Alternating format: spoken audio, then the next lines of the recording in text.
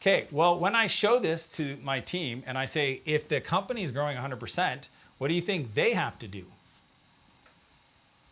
They got to grow 100%. Yeah. And the reason why is because good got you on the team, great keeps you on the team, because 100% requires greatness. Yeah. And I don't think we are clear sometimes with our team that I can't do this if you don't do this. And you not doing this hurts everybody else. Yeah. Right? So it's not even do you want to do it, it's they all have dreams and goals, and I have a vision, and they want to do this, and this is how we get there. So if I'm doing this, we agreed on this, then you need to do this. This is the business athlete point of view. When I tell them this, again, what's the framework I teach? I teach these philosophies and just say, look, I have a philosophy called the business athlete. The business athlete does these 7 things. One of them is a coach. Do you have a coach? I thought you were my coach. I'm not your coach. What books are you reading for your industry? Who are your coaches? What is your practice schedule like? Because we practice until we can't get it wrong. We don't practice to get it right. We practice till we can't get it wrong. That's a business athlete philosophy. And essentially, we give people a clear roadmap to what they want, and we tell them what we need from them. And then it's up to them to decide if they want to climb. Mm-hmm. And because it's public, everybody has a name. Sam's got their name, Todd's got their name, I got my stuff downstairs. Everybody's stuff is public. They know where they sit. And then we always praise in public, criticize in private. We sit down with them in our one-on-ones. We let them know. I do this thing called the Keeper test. Have you ever heard of the Keeper? Okay, I got it from Netflix, okay? But the Keeper test is essentially if somebody came to you on your team and said, hey, I have an offer to make 30% more money, would you fight to keep them?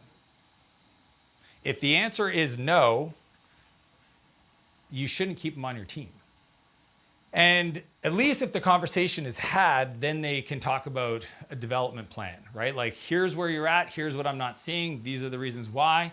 Let's talk about the business athlete. So all I do as leadership training is take the areas of the team that if I can have some people elevate and expand, it's the thing that everybody should hear that I want to talk about that isn't the operational stuff, because I'm not going to step on the revenue leaders, the media leaders' toes. Like, I'm not going to get into like the work. I'm talking about the way you show up for the work, right? And I'll do things where I'll like grab a team member and have them like a shining star as an example, and I'll say, hey, I want you to teach everybody else the way you think about your work, because you operate differently. And again, it's a bright spot. It's like pointing to the person and saying, tell everybody the way you think, because some people just don't even know. They don't know. They're like, oh, wow, I never thought of it that way. And I don't care what age they are, what seniority they are. If I find somebody that's like a rising star, I just shine a light on them and then say, be more like that person. Mm-hmm. Yeah. But we have values, which you've seen, and our philosophy for values, and again, Todd will dive into this, okay, is we hire with the values, so we look for them in the recruiting. We inspire with the values, so we tie everything we do to those 3 values, and we fire against those values. And when we do, we let people know which one. So if they don't want to go on this journey, they don't want to be the example, right? Or if they're a leader and they didn't develop their team, they weren't building the people, right? Or if they added a bunch of complexity in a process, they want to learn AI, complexity fails, simple scales.